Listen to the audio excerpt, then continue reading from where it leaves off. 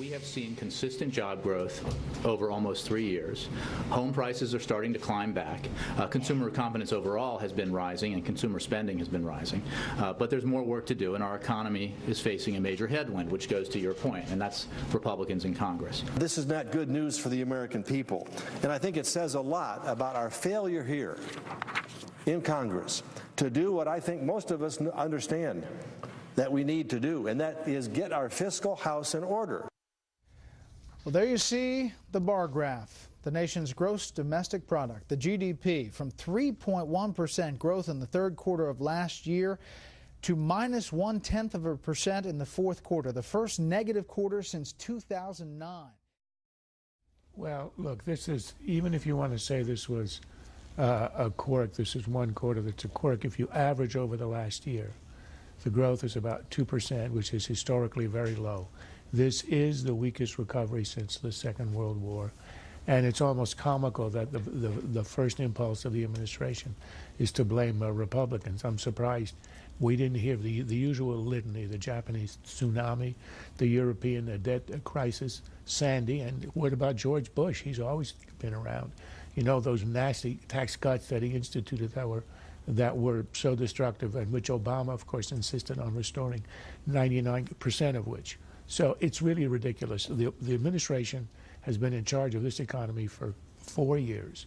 The amount of stimulus for this weak recovery is shocking.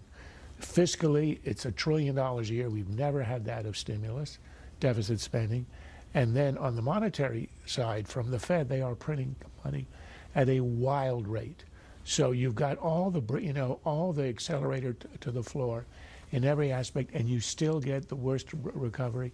It has to do with overregulation, overtaxation, the uncertainty, and the fact that there are $2 trillion of money sitting on the sidelines of companies with Obamacare, all this regulation, Dodd-Frank, who don't want to invest because they worry about the conditions that the administration has created.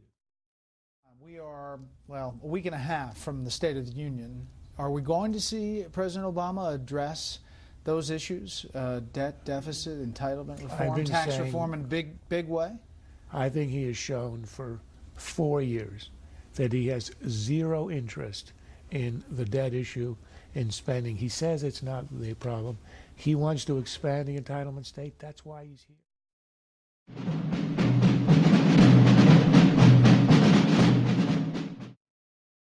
Violence is a big problem. Too many children are dying.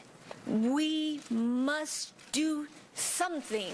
Not including guns when discussing mass killings is like not including cigarettes when discussing lung cancer. So the reaction to this tragedy in Newtown is for a lot of elected officials in Washington to rush to reenact a law that, according to the Department of Justice, did absolutely nothing to reduce gun violence. The assault weapons ban, if it doesn't ban machine guns, what does it ban?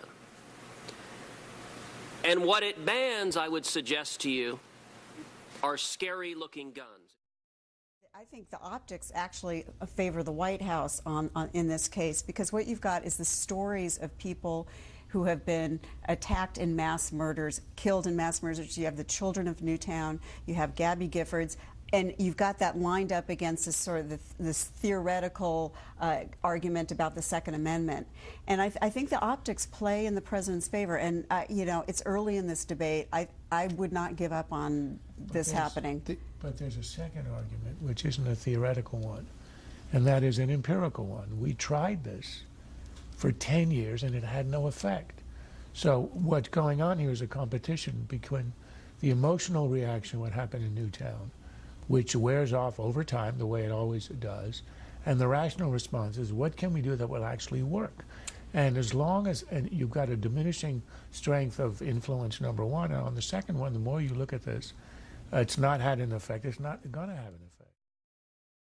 Your NRA members say, you just don't get it. It's not just about hunting. It's not just about sports.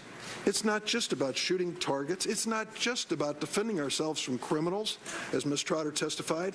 We need the firepower and the ability to protect ourselves from our government. What people all over the country fear today is being abandoned by their government. If a tornado hits, if a hurricane hits, if a riot occurs, that they're going to be out there alone, and the only way they're going to protect themselves in the cold, in the dark, when they're vulnerable, is with a firearm.